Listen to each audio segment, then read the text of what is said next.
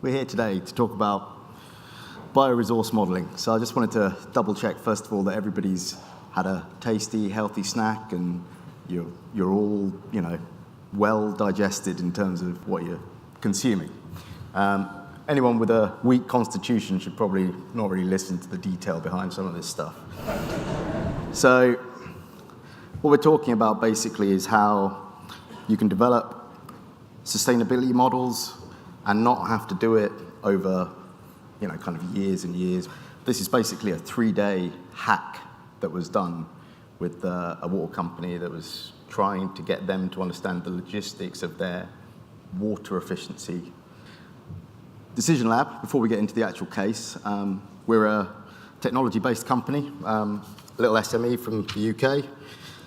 Basically, what we try to do is we improve decision-making processes for a range of clients across private and public sector, and we tend to do that with a mixture of mathematical optimization, simulation, and reinforcement of machine learning and AI. So that's the company. The way we work, and I think this is quite important, and the reason this slide's in here is actually because we have an adapted kind of agile methodology, which is obviously used in software development. So we've tried to adapt that and kind of face it towards modeling.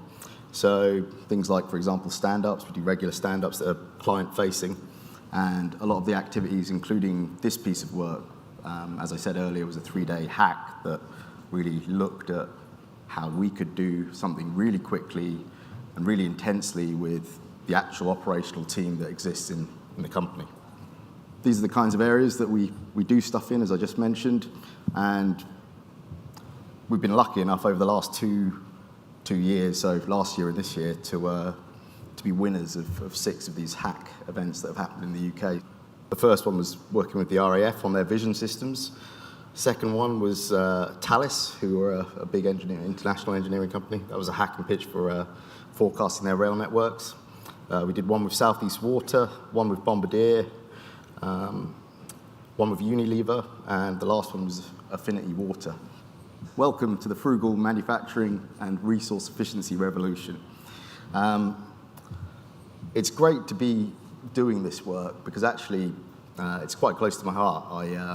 I'm writing a thesis in this kind of subject matter at the moment, and what we were trying to do is actually practically deliver something that not just optimized the logistics from a cost perspective, but it was trying to understand what the energy return on the energy and cost that is invested in logistics pays back to the company. So it was trying to understand it from a balanced perspective, both in terms of economy and also ecology.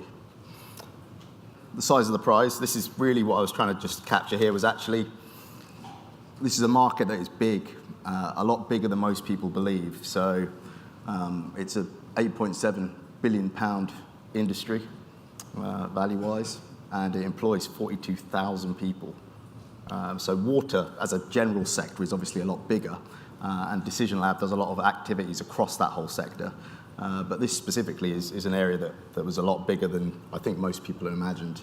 So in terms of the kinds of things that we were doing, it was really the kind of top process control and management stuff. So how do we help them to get a better understanding of their process and try and optimize it from an ecology perspective. Why AnyLogic? 3 reasons, basically.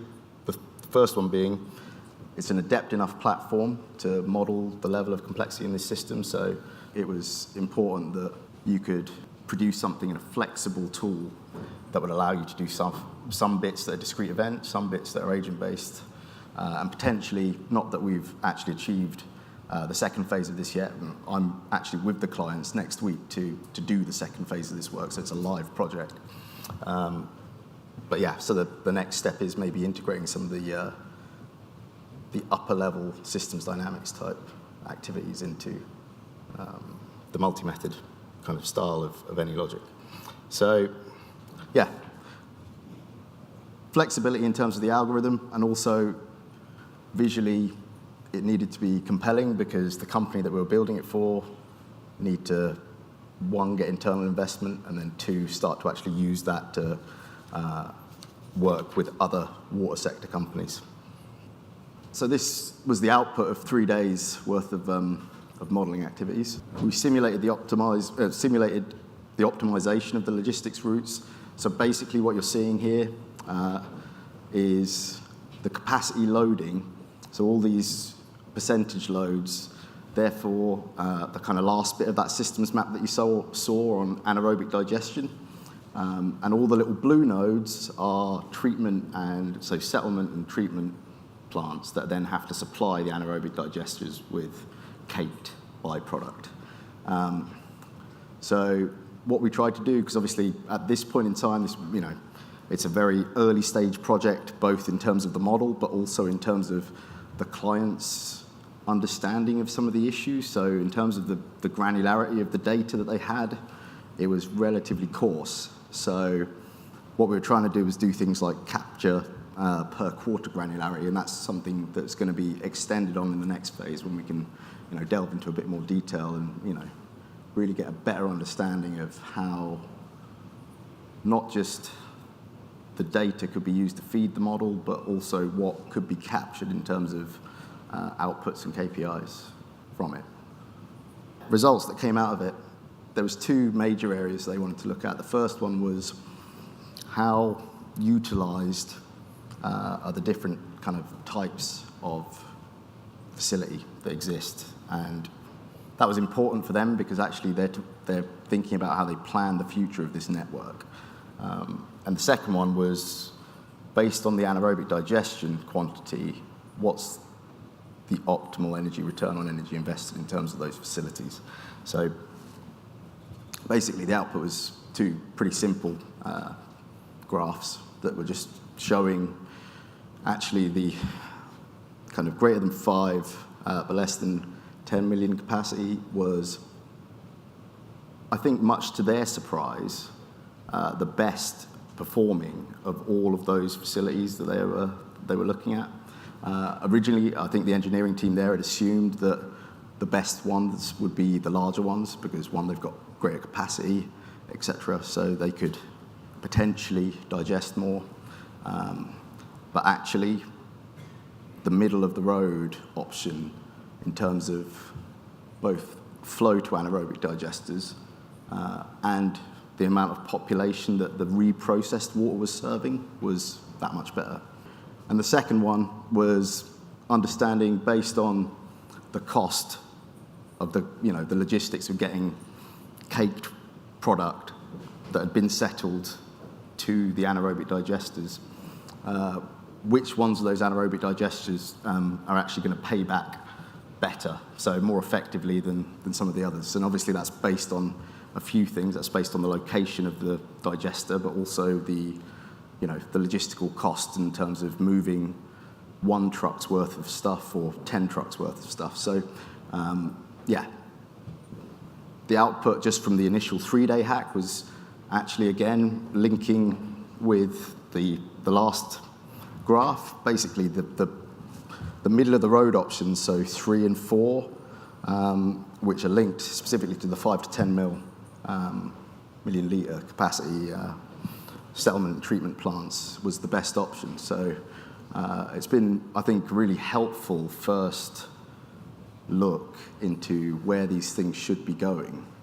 I think a lot of people within the water sector currently believe that actually the larger the facility, and its placement within let's say a city area, the better. But in reality, having smaller facilities that are kind of spread out, which might seem like an obvious thing, but in reality, it's something that needs to be checked and validated in a model before you go out and spend £50 million on buying new infrastructure. For them, it was really nice to get that stuff in the first place. And now, as I mentioned, we're actually going into to build a second phase of this project, which is going to get a bit more detailed and pull in some of the other kind of aspects of AnyLogic. Thanks to AnyLogic Russia, obviously, and AnyLogic US for inviting us to talk. And any questions?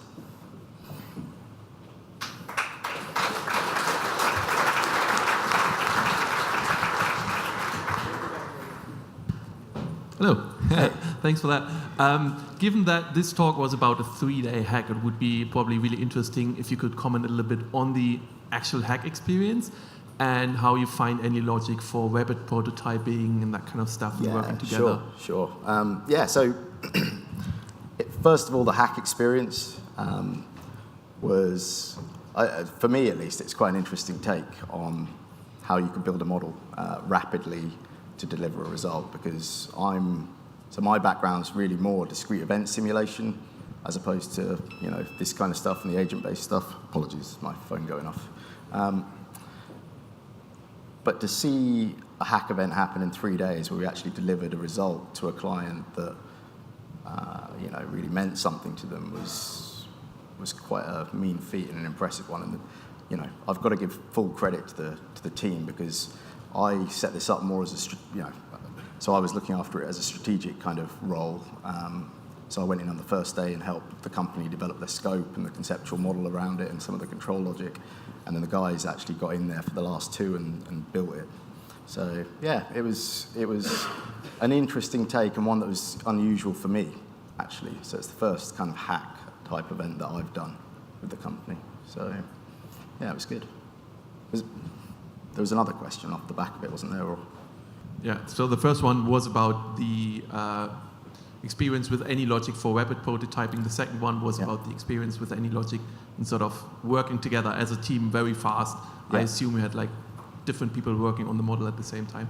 Yes, there were. And actually, in terms of how the event was rolled out, the operational team there were one of the intangible benefits of doing that style of modeling was actually the team that would normally be just your clients that you send a model to at the end were a lot more engaged, and actually stakeholder engagement got a lot higher towards the end because they were able to even bring people in from their finance department to say,